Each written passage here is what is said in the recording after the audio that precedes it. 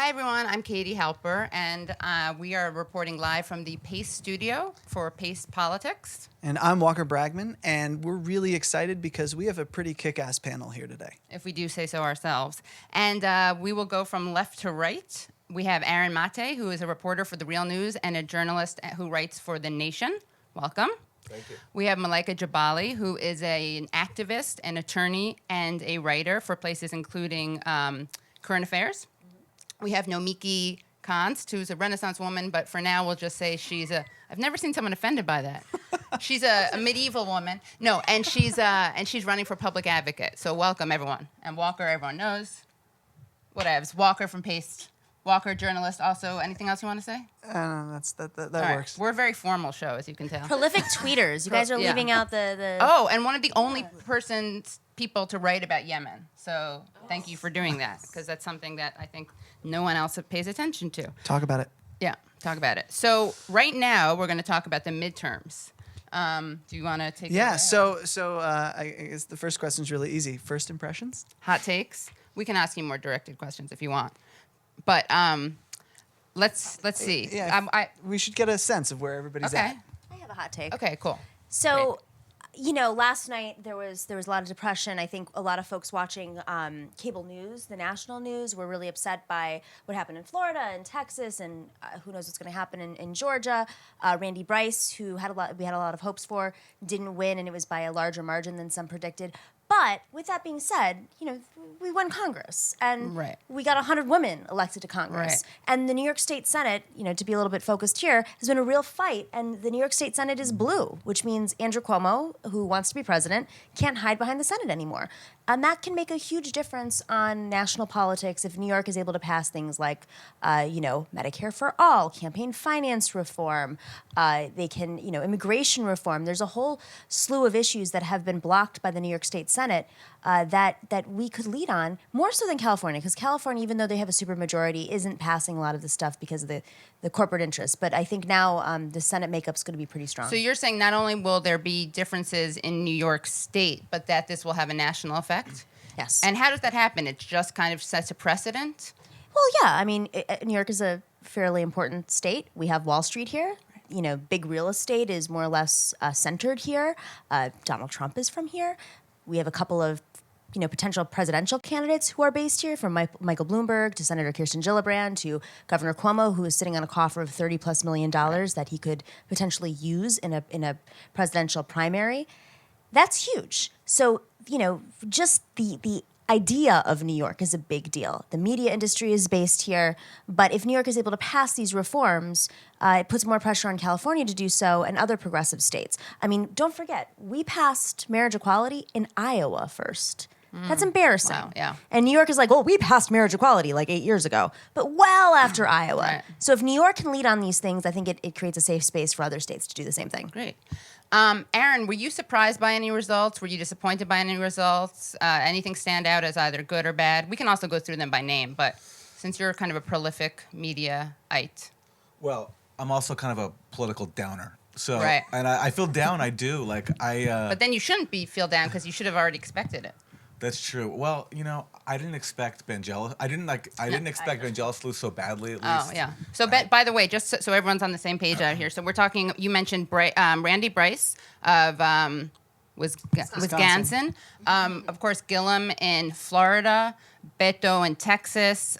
Stacey Abrams is contesting, which we'll talk about in a second. Ben Jealous in Maryland, and then we'll get to the victories. But those were to varying degrees, surprising or not surprising, losses. Thompson as well in Kansas. Oh, yeah. And he did my show, so I don't know. I'll start with the positive. Okay. The reenfranchisement of Yes. people who've been convicted in Florida is amazing, and that's exciting, and I'm encouraged about what that means for future elections. But, the fact that the best that Democrats could do was just take the House, and as it stands right now, by not that much, I think they could have. I don't think their margin of their lead in the House is that big, or at least as big as it could have been or was predicted. after 2 years of Donald Trump, is this to me depressing. The fact that like the Senate wasn't even competitive, and there were so many things to run on. There was like the tax heist, the biggest upward of, transfer of wealth in U.S. history, the further gutting of our pretty meager healthcare system, the pulling out of the Iran deal and tearing up the Paris Accords. Like these were awful things that I think could have mobilized a lot of voters. And crucially, and this is like my main takeaway, is that last night is a reminder to me that politics as usual in terms of trying to win over like a small number of swing votes and like mostly white voters is just not going to cut it. And what about all those people who stay on the sidelines? I mean, there was record turnout last night, but still, relative to other industrialized countries, it's still pretty weak. And so for democracy, we've set the bar really low. And as a result, I think that's reflected in the results last night. You know, you had a take on this that was, I think, pretty spot on. The article that was the color yeah. of economic anxiety, which everybody should Great read piece, because yeah. it It's is a an current incredible affairs, yeah. feature. Yeah. But yeah, why do you think the results looked the way that they And they also, did? you are a Georgian, Yes. correct? Yep. As in the Raised in state, Georgia. not the Not country. the country. Um, If you can't tell. Contrary, I know. popular belief. Surprise, surprise. So I would love to hear. Yes, definitely. We were going to ask you about that article you wrote, Okay. which is great. But first, maybe we can just talk about the results from last night in Georgia. If you were surprised and why you think what happened. So I was raised in Georgia, so the fact that she even got that close is a surprise to us. The fact that Andrew Gillum got that close is a surprise to us.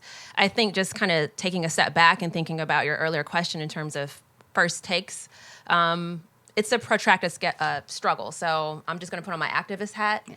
We look at electoral politics as one tool. It's not a panacea.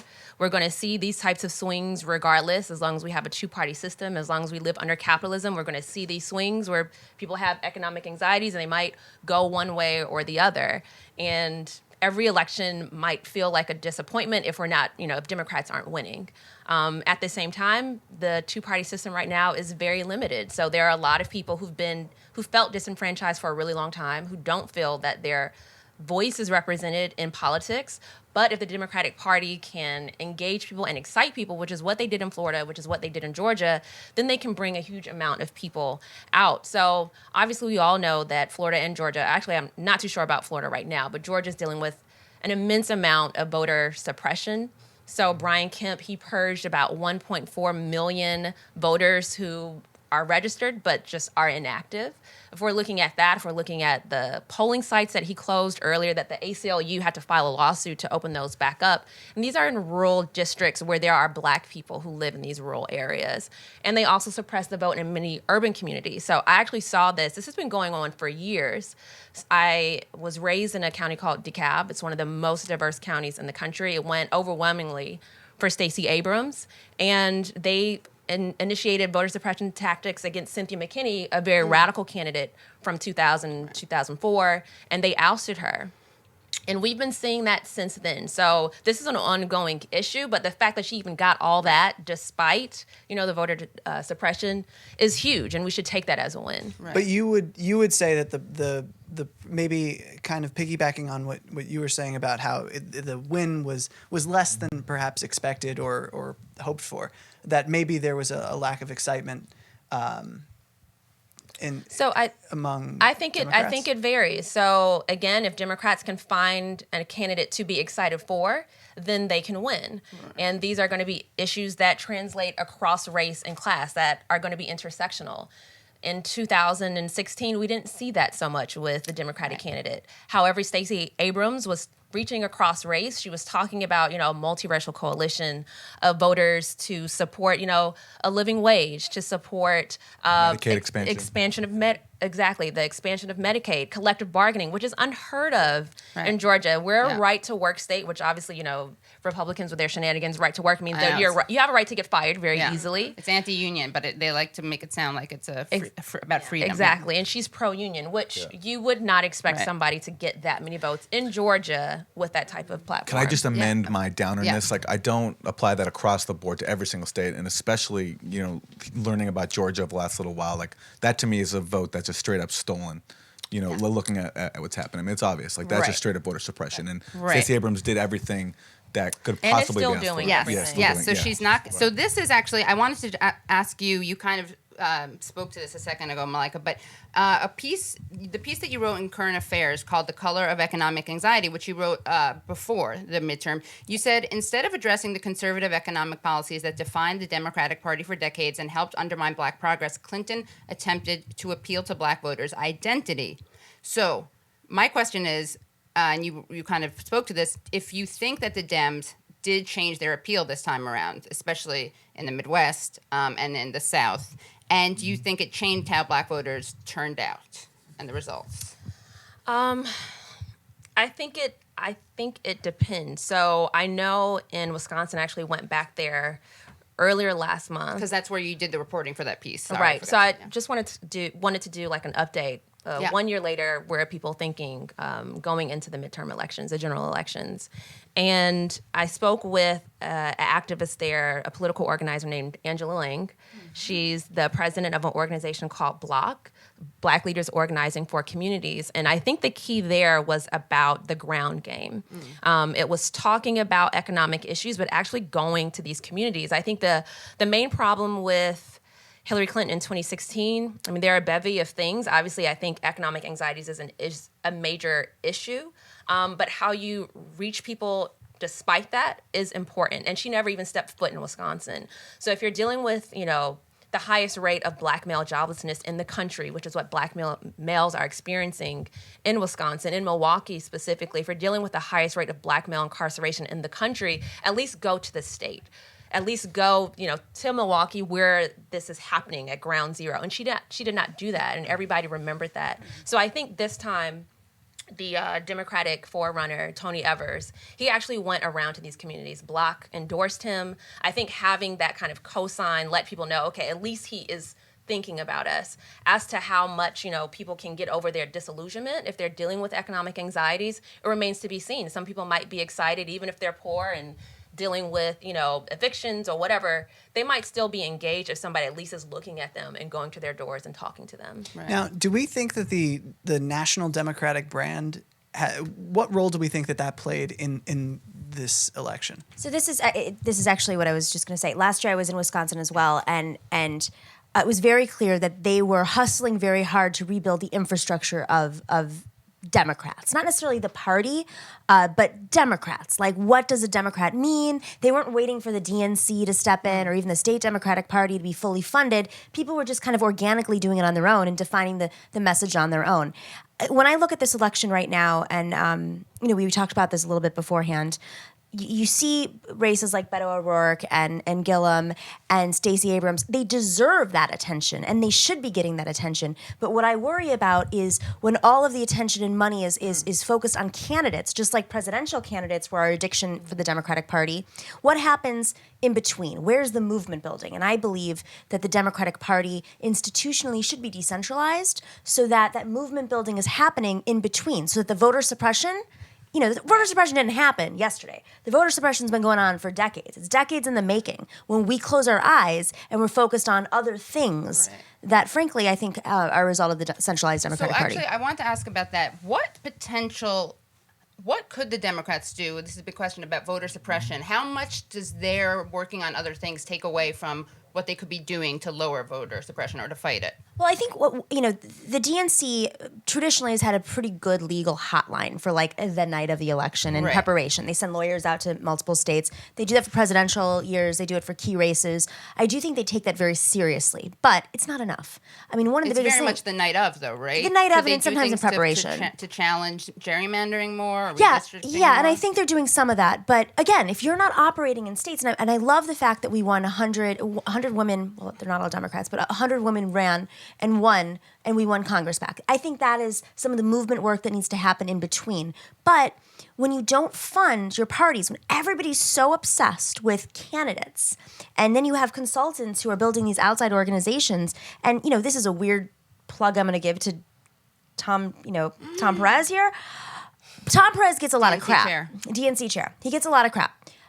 He should, frankly, because I think the DNC has a lot of work to do, and I don't think it's taken it as seriously as it should. I'm no longer on this Democratic Commission, so I can say whatever I want. I mean, do they have a message? Do they have? Well, the message isn't so much it. You know, what happens is you have these outside forces who are like, the DNC is not doing their job. They're not doing their job. Here, come donate to our C4 over here. And so all the money goes to the C4s, which have their own agendas, and it's supporting their own candidates. And so that money, it's like, it's a chicken or egg thing. Like, you need to put the money into the DNC so that it goes to state parties, but then, like, the DNC is sucking, so nobody wants to give money to the DNC. So the state parties need the money so they can build the infrastructure to win the legislatures back and fight gerrymandering. But if they have no money, they can't do that. Right. Well, I guess I should clarify. When I say they have no message, I mean the party has. I mean it's done some changes. It's implemented some changes. A lot of them are sort of aesthetic, but. You know, they elected Pelosi and Schumer and Perez to lead it into the future, and that leadership has really looked kind of like what it was before: interference in primaries, the same lack of prioritization of the state races, the same fundraising emails that are policy free, and the same refusal to coalesce around a populist platform. So, I mean, does that has to have platform. Progressive populist Right, as opposed to- platform, yeah. but that has to have some effect, right, on the It's- the races. I mean, it's funny because I feel like that's always my perspective, but I actually think that, like, the fact that Stacey Abrams and Gillum came so close, I think, like, they did. I mean, I'm very impressed and happy and encouraged by the fact that Stacey Abrams is contesting this, because we never see that. So let's say she loses, just to see a Democrat. Imagine if imagine if Gore had done that, right? I mean, I don't even mean that because of course I like him more than Trump, but it wouldn't have been as easy as it was with Gore. It was like a no-brainer. I think that it's kind of related to what you were saying about the messaging and the position of the Democrat, because it's kind of unapologetically. Well, it's like the candidates are succeeding despite that. Exactly, not right. not because of the party's leadership. Right. But I think that goes despite. back to the point that no one's looking for the DNC to save them. No one's looking for the Democrats to save them. You know, Stacey Abrams is being a strong woman, as she should be, and she's saying, you know, we're contesting this. Right. You know, the buck stops at her. Yeah. And she knows what went down. And you hear parties pressure these candidates to get out of a race, not, you know, push the. What I don't know Because why. of, like, Everybody's got a dinner different agenda. parties, or because consulting. I don't understand where that comes from. I think it depends on the race. You know, they probably have a little bit more room with Georgia than other races, but And Aaron, as someone who's covered Russiagate a lot, and we saw that ultimately the Dems, despite their 2 years minus like 2 months of nonstop coverage and the media's nonstop coverage of Russiagate, they kind of stopped talking about it. So I want to know what damage, if any, hint, hint, you thought has been happened as a result of the focus on Russiagate. I think this hyper focus on this conspiracy theory that Trump and the Kremlin engaged in a high level collusion scheme to release emails on a certain schedule in order to win the presidency. I guess that's the theory. Or maybe the Russians stole some voter information and gave that to Trump for him to consult. I think the hyper focus on that, it got a lot of Democratic stalwarts some primetime cable news slots. They got to appear on cable news and talk about this and speak about how they were bravely standing up to the compromised president. It helped them, and it got ratings for all the outlets that promoted it. But I think that it totally sidelined everybody else, because what are we supposed to do? I mean, we're supposed to all revere Mueller and protect him at all costs and think that he's going to solve all our problems and get rid of this nightmare in the Oval Office. So, which then leaves everybody on the sidelines, and there's nothing to get involved in. So, like, you know, there was mobilization around, like, a couple of things, like the Muslim ban and the and misogyny and anti-immigrant cruelty. But aside from that, there was not that much mobilization. Like the tax heist, Yeah. there wasn't like huge major rallies and actions. And so I think that Russiagate kind of like both raised expectations that Trump was going to get impeached because he's a Kremlin dupe, and also left people on the sidelines because there's not much to get Right. involved in. And you know, this is to me a part of it's going back to the Democratic brand question. I think part of the reason Russiagate exists and the space in which it's created is because Democrats don't have a real commitment to anything substantial that can win over people. So they need constant things to jump on to do performative wokeness and performative resistance. And Russiagate was that opportunity. If you look at who's been successful for Democrats in the last 30 years, it's basically a couple of people. We had in 2006, there was so much backlash against Bush that Democrats did well. But in terms of national candidates, we had Bill Clinton and Barack Obama. They did well, but if you look at them, they share, I think, a particular characteristic, which is that they're able to come across as being principled and lofty and caring, while really still following the same centrist, democratic, corporate, neoliberal playbook.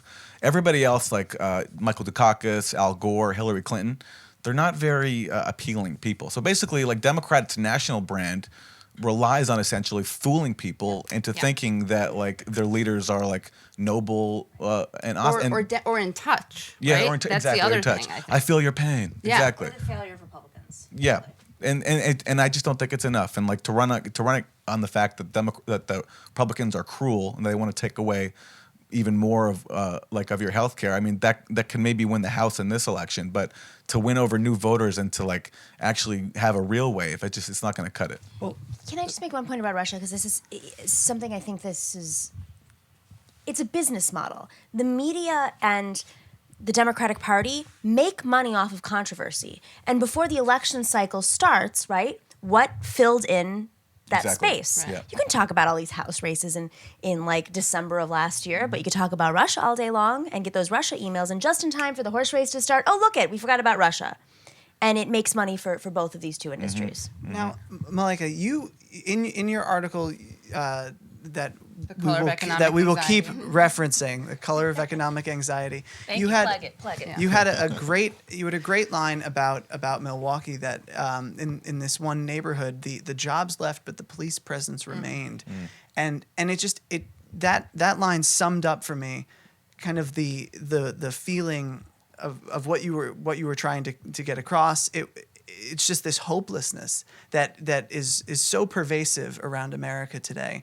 And when we talk about what the Democrats have done to bring out the vote and inspire people, I mean, do you see that inspiration when you go around? Do you see that people are inspired, or do you feel like there's a lot of room for improvement? I think there is a lot of room for improvement, with the caveat that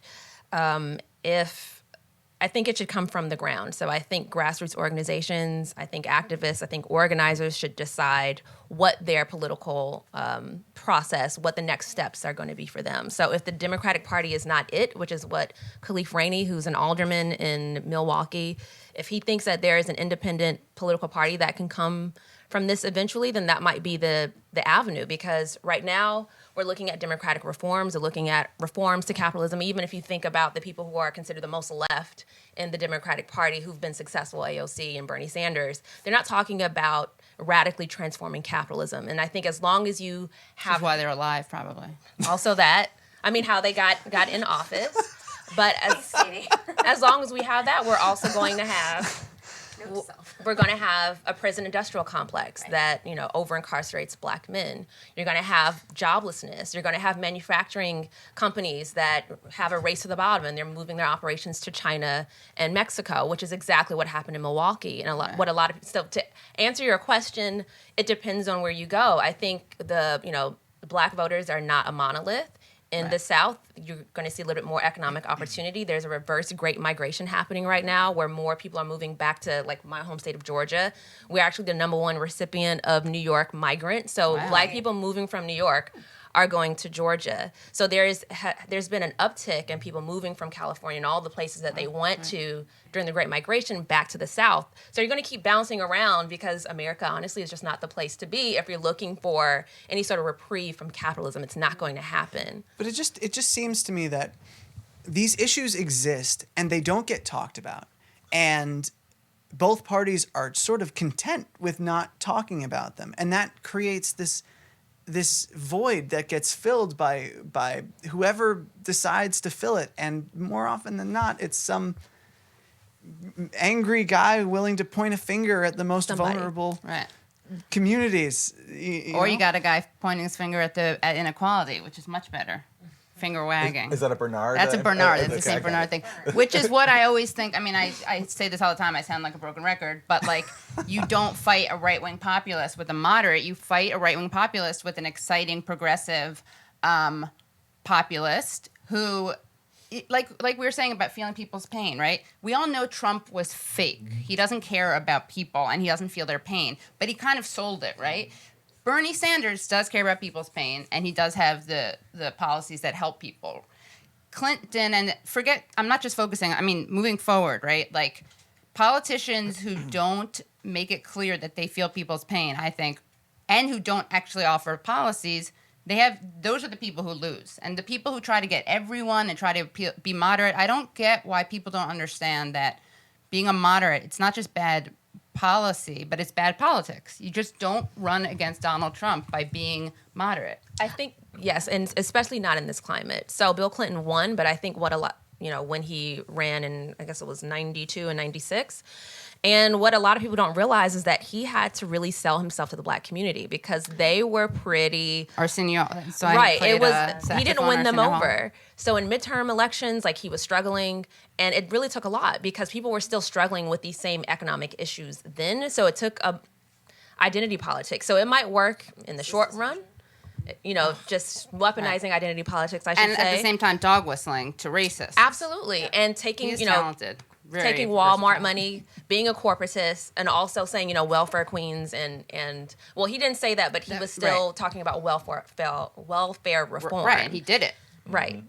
So Newt Gingrich said welfare queens, and the Dems just enacted the policy that he wanted. Signed it, Yeah. exactly. Right. But And he so- did do that stuff with Jesse Jackson and Sister Souljah, right? Like a lot of dog whistling. But yes. Yeah. I don't even remember what the rest of my point was, but that's basically No, it was great. I have a question for Malaika. So in your piece, you point out that there was a huge drop in black voters in Wisconsin from Obama to Clinton. Yeah. But how much of that can we say is economic anxiety versus voter suppression? Because there was that in Wisconsin. There was that study that there was like I think 23,000 black voters who were kicked off the rolls in Wisconsin. Yes. So a couple of points with that. One of them is a caveat that my article is not, arguing for a causation. I'm not making any attempt to be a data scientist. This is not a dissertation. I don't think that economic anxiety, I'm not arguing at least that economic anxiety is a cause for why Hillary Clinton won. I'm saying that there is a correlation. So if we see that this is the state where Bernie Sanders performed the best amongst black people, if he had a very strong economic platform, if Hillary Clinton didn't even go to the state and she's a corporatist, if there's a history of collective bargaining in this state amongst the black people, of being, very familiar with a lot of these progressive policies of socialist mayors, of democratic socialism amongst the black community. If we're seeing all these multiple factors, why isn't the Democratic Party asking why instead of just pinning it to voter suppression? Point blank period, and assuming that it's white Wisconsinites who shifted the election when it was really black people in Wisconsin who failed to show up, along who with didn't other show up. who didn't I show don't wanna up. Voter shame. Yeah. Yeah, exactly. I didn't. Yes, I I knew definitely you weren't want saying to that's just a turn of vilify. phrase. I know Yes, you're because not the whole at point of all. the article is to humanize people who Right. have been vilified. Right. So it was them along with progressive whites who stayed home. So there is. I will always talk about voter suppression. I think that it's always going to be a factor as long as the black people live in this country where there's white supremacy and they think that there's some threat of another. But when you look at the studies in Milwaukee, that study is looking at something from the University of Wisconsin-Madison, and they're estimating that based on the number of black people who are in certain counties and where voter turnout lowered, where it declined. But it's not asking why they actually stayed home. It's just assuming that because that it was a higher black county, then it must be the reason why they stayed home, because of voter suppression. Can I just ask a follow-up question? Because I do think that there's this narrative that is very unhealthy, like you're saying, about voter shaming. Yeah. It's no one's fault. Obviously, it's about who the messenger is and whether they're speaking to that audience. There's also this message that's out right now that white woman, come get your, what is it? What's that article that was out the other day? White woman, come get your By a white people woman, or something right? like. Yeah, no? it was blaming white women, and I'm a white woman, so whatever. I'll take responsibility for my people. But the Greeks. Is the Greeks? But is that something that is true, or is it? They blame white women for voting for Trump and bringing Trump, into office. But is it causation? Let's go. It's a half truth. So of course, white people voted for Trump, but they also voted for Mitt Romney at about the same margin. They voted for George Bush at about the same margin. Basically, every Republican president since Nixon, 60% of white people voted for them. And Trump received the same margin at 60%. So to me, that's not really telling the full picture. If we're talking about a consistent narrative, white people tend to vote for white interests. So that's not new. Or perceived white, or what they believe. or racial stuff, not economic stuff. I mean, that's a whole other thing, right? Right, but what they perceive to be the white Yes, candidate right. is how 60% of Right. white people vote in every presidential election. So to me, the story wasn't about that because that didn't change in 2016. Obviously, he was more explicit with Right. his racism. Instead of using a dog whistle, he used a bullhorn, and we're Right. still seeing that right now. To me, the story was about the fact that the Democratic base was not energized enough. So in 3 states decided the election. You could either say Wisconsin, Michigan, and Pennsylvania, that's the Democrats generally, or Wisconsin, Michigan, and Florida. Hillary Clinton had less of a black voter turnout in those 3 states. If she had got just a little bit more of those votes, as Obama did, she would have won the election. So, And yes, it was that close in is- Florida too. It was close. Yes, it And was. I think Ben Jealous said on our show that like if they had spent a quarter of the money that they spent on media on registering black voters, it would have been a total game changer. There was this anecdote, it's been written about now, but it was sort of a secret for a while, that some of the people who were on the Bernie campaign went into the transition team, well, not for Hillary, but they were working at the DNC and helping out with the Hillary campaign. And they wanted Bernie to run around and campaign for Hillary in places like Wisconsin and Michigan and Pennsylvania. And the backstory, and I think it was in the Daily Beast, maybe like a couple of weeks after the election, where the title was, can I swear? Absolutely. Yes. Yes, Aaron? okay, thumbs up. They didn't fucking listen to us, was the title. Right. Yeah. And part of that was a group of Bernie, and I was that in that you? room. I was in the room. Were you the cursor? I was the cursor, yeah. But there was a bunch of us in the Drops room. the F-bombs a lot. I do. It's good. actually kind of funny. true, I yeah. didn't swear until I was like 25. You're making up for lost time. Yeah. But we sat in a room and we talked about what it would take to win over these states because we knew that people were angry at Hillary and they were staying home. And so we warned them and said, you got to talk about criminal justice reform. You have to talk about fracking. You have to talk about TPP. And when you line up those issues, that's 5 or 6 points. Furthermore, we found out that transition team, they wanted Bernie to run around the country and they wouldn't pay for his flight. You know, he would fly on commercial air. Who cares now? I can say this stuff. No, I'm not shocked you're Yeah. saying. I'm shocked He you was did that. flying on commercial air, and it was delaying Take him notes. because people would stop him. He'd have to go through security. So they said, Right. could you just put him on one of the planes, the DNC planes? And they said, no, we can't afford it. And then at the same time, they said, well, then you just spent $60 million last week in Houston, Texas on one set of ads in 1 week, and you can't pay for $100,000 for Bernie Sanders to go win you the election. Right. But it's Just- Jill Stein's fault. Right, Yeah. right. And just a quick note, I want to look at the exact stat, but Donald Trump got about 400,000 more votes than Mitt Romney between 2012 and 2016. That's what went to the Republican candidate, which you could probably attribute to just general population increases. Hillary Clinton, on the other hand, lost about 680,000 votes between 2012 and 2016. So 680,000 more voters showed up for President Obama. Right. Versus Hillary Clinton. And so why are we going around blaming like this huge backlash in, you know, these Midwest states when really the story is the story of non-voters? That's it. It's funny. I had Leslie Lee on my show. He's a great guy. He's a great podcast host. He has a show called The Struggle Session. He also started the hashtag Bernie Made Me White, which was making fun of the media's representation of Yeah. Bernie supporters. But we were just talking about this. I don't remember why it came up, but he said, yeah, of course, we have races. Oh, there was a study that said that Trump voters were motivated by racial animus or by racism, and we can talk about the study later because it's pretty bogus the way it. Multiple studies. Yeah, but there was something like very recent, I guess.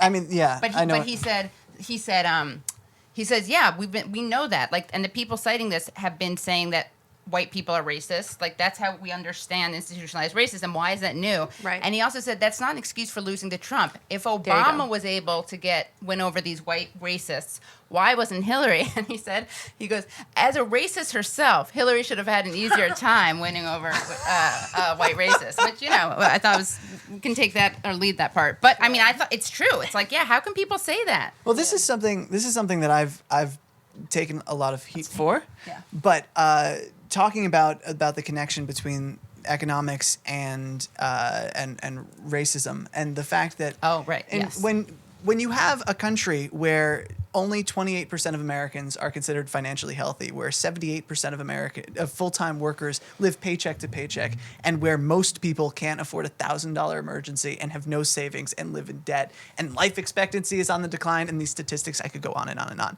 But when that's like your baseline, and that's just considered normal, and it's not getting talked about, and your candidates aren't talking about it, like, yeah, they're gonna turn to somebody who offers them somebody to blame.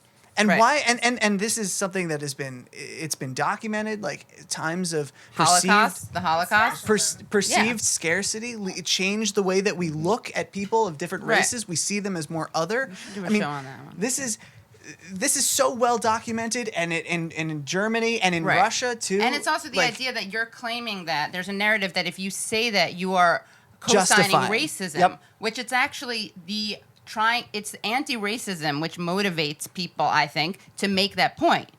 You are trying to diagnose one of the ways this happens, and it's not sugarcoating racism, and it's not saying it's only economic stuff, but we know that this stuff contributes to it. So why wouldn't we want to look at that and kind of make the case for explicitly? Also, you have to explicitly talk about class and race, or else people definitely won't come over to anyone but Trump.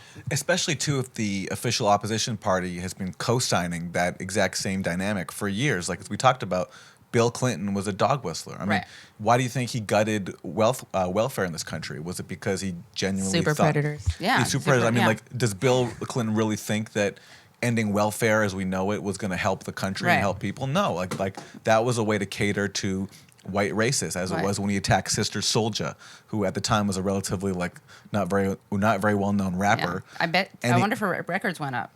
I hope it did. Yeah. I mean, because she was brave, and basically he attacked her because she had a lyric about violence against. Yeah. So what was and to get at Jesse Jackson. And exactly. So it's like it doesn't help that the official opposition party has been co-signing this for years and years, and we have to point out that unless we address the root of it and offer people an alternative, it's not going to it's going to keep appealing to people, all the more so if the leaders we supposedly identify with have been abetting it as well. Especially now with the demographic shift. I mean, this country is becoming increasingly people of color, and the white population is shrinking, and people see that. There are people that see that as a threat, and this is something that a friend of mine was stresses a lot when in this conversation about economic anxiety and racial animus, but that's a factor, and that will only be seen as a threat if there's. It's also a factor for people of. This is the thing I think that was so important about your article. Is there's this weird false dichotomy that people of color don't care about economics, which is where does that come from? And if you understand racism, you get that that's an extra challenge for people of color, right? Capitalism is bad for everyone, and especially. The less straight white male you are, the worse off, right? The issue is it's not only it's not like every straight white man is rich and every person of color is poor. But can you just talk a bit about why you even felt the need? I mean, do you think that is a view that's presented, this false dichotomy between race and class, and talk? Yeah, there is absolutely a false dichotomy that I think erases Black people from the narrative of the working class. When you think about blue collar voters, when you think about the Midwest, Black people in the Midwest who have a pretty strong presence there, they have for the last, maybe 50, 60 years since the Great Migration have been in the Midwest.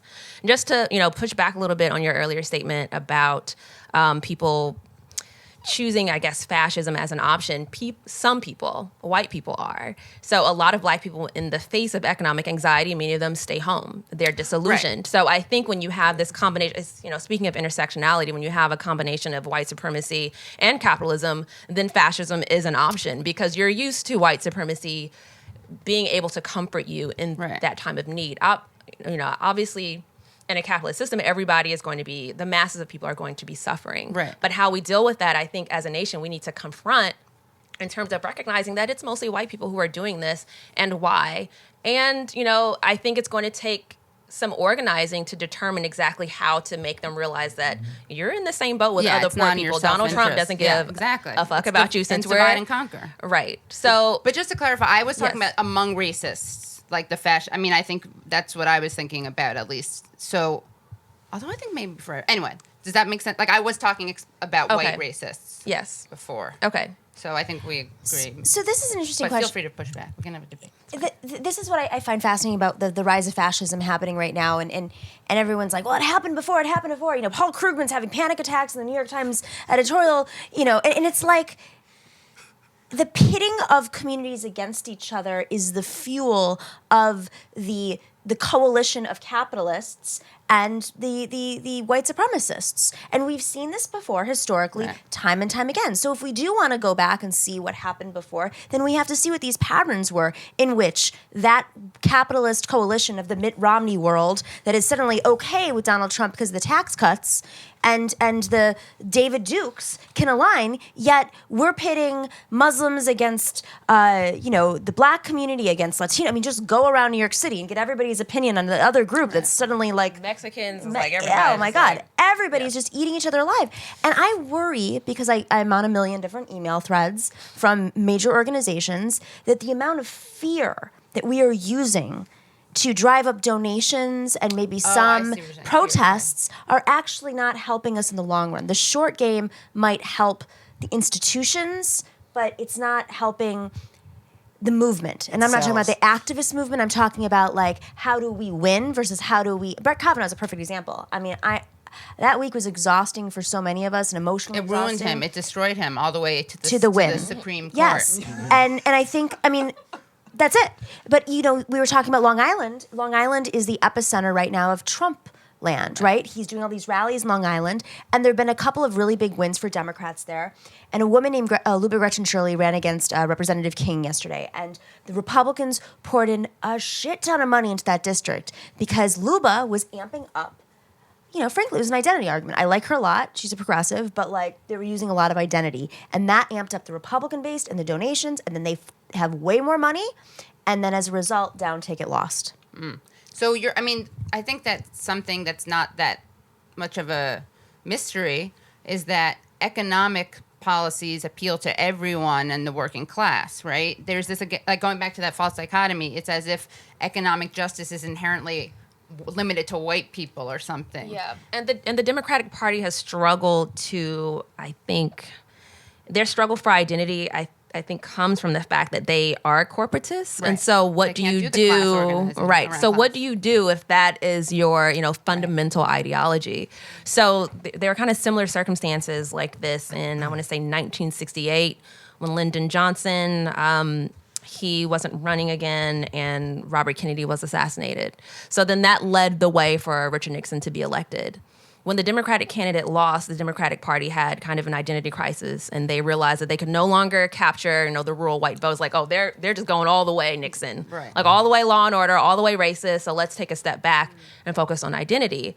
But by looking at kind of black voters and LGBT issues and kind of conservationalists, Right. and not dealing with economic issues, they Which lost affect all those other things too. Exactly. They lost an opportunity to really be intersectional and say, okay, we can include these people. Some of them might actually want some progressive issues, even if they don't, like the idea of progress scares them. They might still advocate for some of these issues. And by by making that false dichotomy, we've been in this continuous cycle where they're going back and forth between identities and not being intersectional. Well, you also had something else that happened in the 70s that doesn't get talked about enough, and that was the Buckley versus Vallejo decision, which Can you law nerds explain that?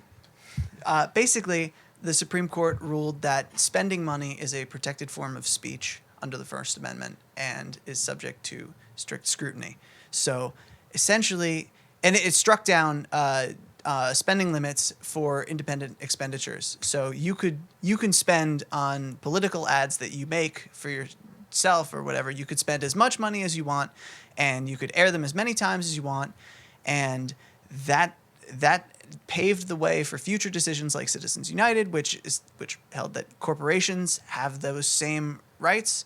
So then corporations could start airing ads, and that's kind of where we're at today. Just a mess of, without getting into the every decision that led us there. I have that right?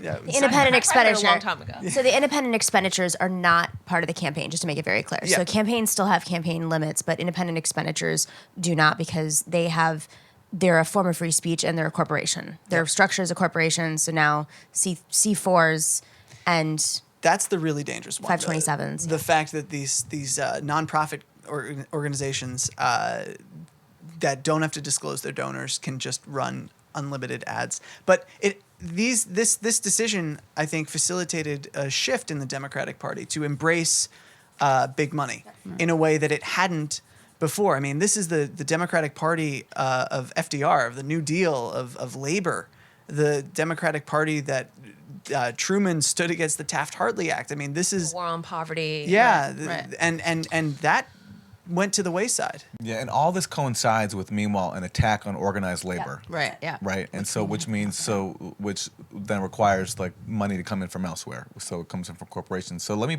ask everybody. I mean, do we think that real mobilization of people is possible insofar as organized labor remains so weak? I mean, And so tied to the Dems also.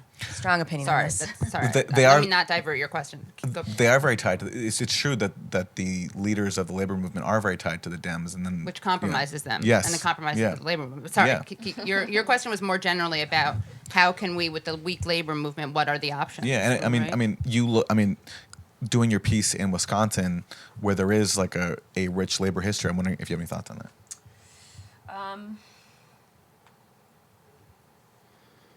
I'm sure I do. I'll let Nomi speak first. When I went to Wisconsin, that's what I covered in January, was the collapse of labor. I mean, that was the test case for Republicans, killing the labor movement in Wisconsin, where it was born.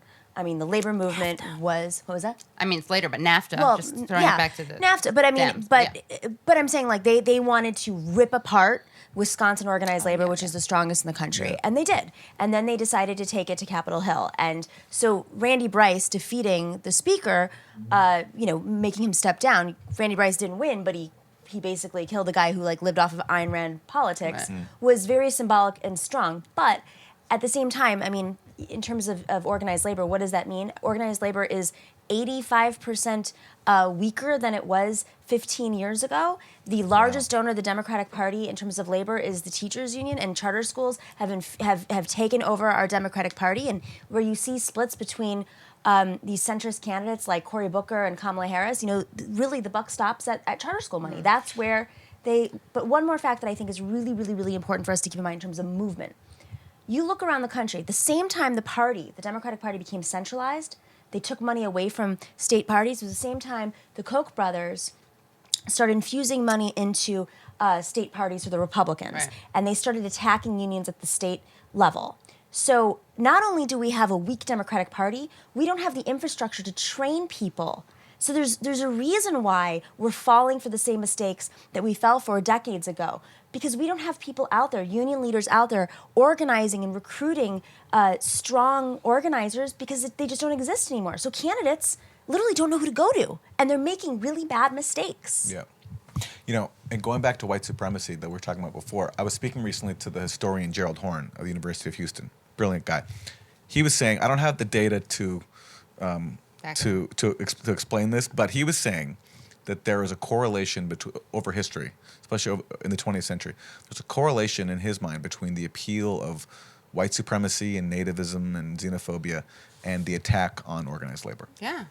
Well, yeah, it makes sense. And also because I think organized labor, though it's had its racist history and obviously periods, but it's one of the main ways to combat or mitigate racism. I mean, I think people learn about their common interests when they're in a union together, which is not to dismiss the racism that still happens among organized labor, but it's one way to mitigate it. And like you were saying, if you can't talk about class because you're a corporate party, then what else do people have to turn to, right? Yeah. White, I should say the white people who are racist. Like, if you don't, if you need to compete with the racist narrative, and one of the ways you do that is with a class-based narrative.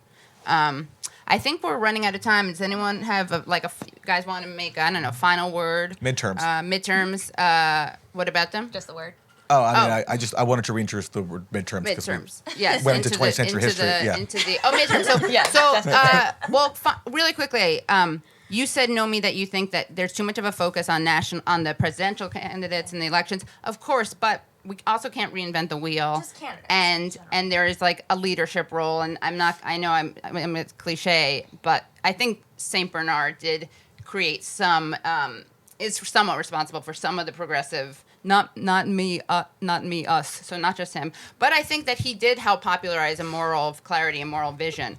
So, and I think that in turn has to be reinvested in terms of infrastructure and energy to the rest of the party, right? So it's not just one person, but people respond to stories, and I think they respond to characters and figures, and it's like you need to have the infrastructure, but that per se won't defeat Trump. It's not like the Dems are going to be like, I'm excited about this town hall.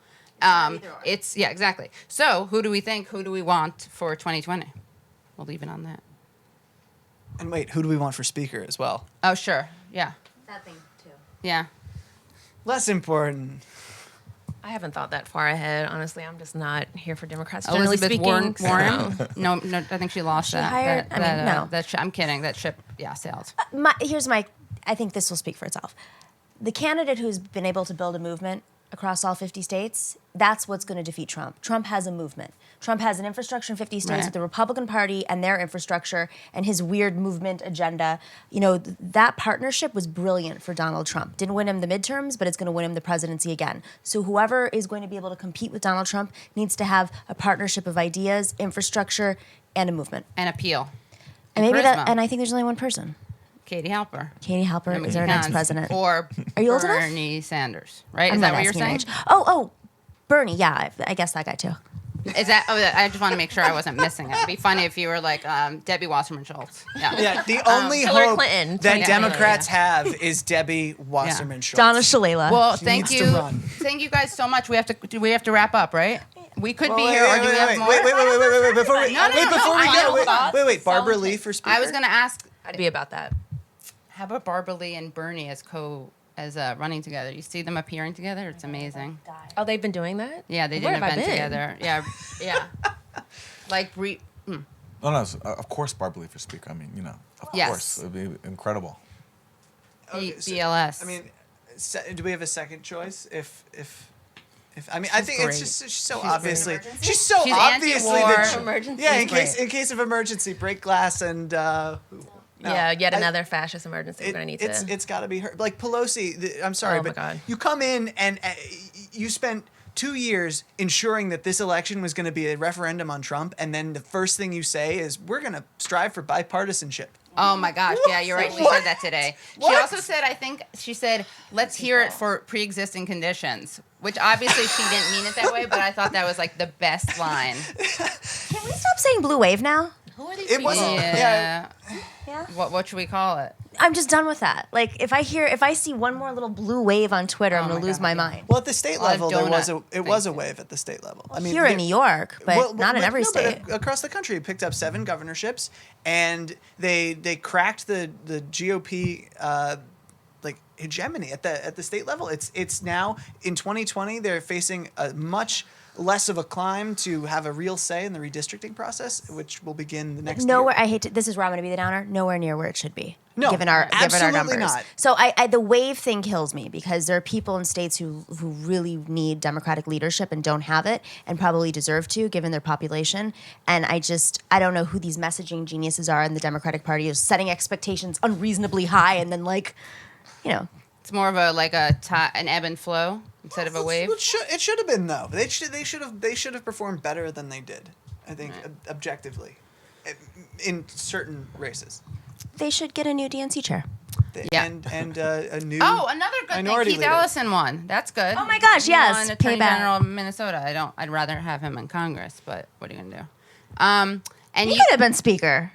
yeah, Barbara or Keith. Oh, that would have been great payback.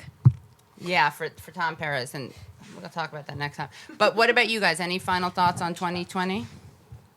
Besides the Katie and Nomi ticket? I mean, I didn't mind that at all. Let's just do that. For 2020, I think we need to be thinking about grassroots organizing more. I think regardless of who we're going to be electing, as I mentioned earlier, politics is not a panacea. So no matter who we get in office, a lot of times these elected officials are going to be a figurehead, at least on the national level. So when it comes down to local organizing, I think that's going to be key. I think it's also going to be key in terms of, not just building a movement for, more people who lean left, but also a movement for radical transformation in this country. Without that, I don't think we're going to be able to see the systemic changes that we really need. I'm kind of a single issue pundit, which is that I hate Russiagate. Right. I think Russiagate's been a disaster for the left. I really hope we drop it. It's led to, venerating intelligence officials who don't deserve The our FBI will save veneration, us. like Jim Comey. It's led to focusing on a conspiracy theory and banking on that to solve all our problems. And I think the sooner we get rid of it, the sooner we can we can have the energy and the space, the focus to work on the important things. And it's also led to a total hysteria among the media and the smearing. Don't of attack people my soap. Like you, like Aaron, you get this a lot. People are so vicious. Are you a bot? Yeah, you're We're a all Russian bots, bot, probably. Bunis, right? But that's I think one of the scariest things we've seen is people just pick up lines with no evidence and run with them. That to me is really scary. What was they that? They said that they bought more Russia. I mean, this is what the media is claiming. I don't know if I heard it on CBS that there was another wave of Russia trying to infiltrate elections through social media, but not as high as 2000. So they shut down all these accounts. All right, Yeah. now I feel safer, and now Donald Trump is going to lose, And obviously. Jeff Sessions is gone. So Right, exactly, my faves. Well, Yes. I saw an article in Vox that was prepare for Benghazi times 10 or something like that. Like, we're going to scandalize Trump. There's going to be investigation after right. investigation And we if didn't you even don't talk like about how much that actually helps his popularity because Oh, Dems yeah. cannot comprehend that people have a different worldview from them. Right. And when people The victim see complex. people, exactly, when people see other people talking about Donald Trump like he's an unprecedented evil, they just identify more with him. He's just more of an outsider. He's more of a rule breaker. He's more of a bad boy. Yeah, and do we need more proof that he's a shady, Yeah, awful exactly. person? We know that, but the fact that that's true hasn't really translated into any big political victory. I think the biggest way you defeat him is, besides having good opposition and good things that you're running for, is also you highlight the economic stuff. You say he's not keeping jobs here. You undo all of his xenophobic, America first, saving jobs narrative. As is what my I think. father always says, you can win the point and lose the argument. And yeah, I mean, Trump is, and to quote another friend of mine, he says, Trump is made of mud, and the more mud you throw at him, the that's bigger actually he good. gets. That's really good. Yeah, it's good. Yeah. Yeah, it's good. Well, I'm gonna say goodbye to you guys, and then ask you to tell us where people can find you. So, Aaron, thank you so much. I don't know why I have to make a dramatic goodbye. Till next time. Thank you. Thank you. Where Thank can you. people find you and your work? I'm on Twitter, Aaron J. Mate, and I'm at The Real News, therealnews.com, and I write for The Nation magazine, The Nation, and I think that's it. Yeah. All right, cool. I'm on Twitter and Instagram at Miss Jabali, MissJabli. I always have to spell my name out because I've got one of those names. And my writing is in Glamour, Essence, Cosmopolitan, all over the place, current affairs. So, yeah, that's it. And read her article, The Color of Economic Anxiety. Hi, I'm Nomiki Konst. I'm running for Public Advocate of New York City. You can find more about me everywhere if you're in New York. Please donate to my campaign. We have matching funds in the city. No, but seriously, we do have matching funds in the city. So every donation up to $175 is 6 times that until the end of the year. And then it's 8 times afterwards because we just passed a charter revision. NomikiKonst.com, NOMIKIKONST.com. Same thing on Twitter, same thing on Instagram. Thank you for letting me solicit. Of course, yeah. I may have broken a law or two. I'm Katie Halper, KT Helps, letter K, letter T, HALPS, on Twitter and on Instagram. And you can check my show, The Katie Halper Show, on SoundCloud and iTunes and all that. And I'm Walker Bragman. You can find me on Twitter and at Walker Bragman. Super creative. And you can read my stuff at Paste. Yeah. And come back next time. Yeah. And Thanks, thank you guys guys. for Yeah, coming. this was And we great. hope Thank that you for you'll having us. join us again. Yeah. Definitely. Same time, So same fun. place. Best in philosophy 2020. class ever. Yeah, it's good, right? We'll be more punctual. yeah. Yes. Yes. Although we're the left, that's how we roll. Yeah. Alrighty. Bye, everyone. Thank you. Thank you, Pace Politics. See you next time.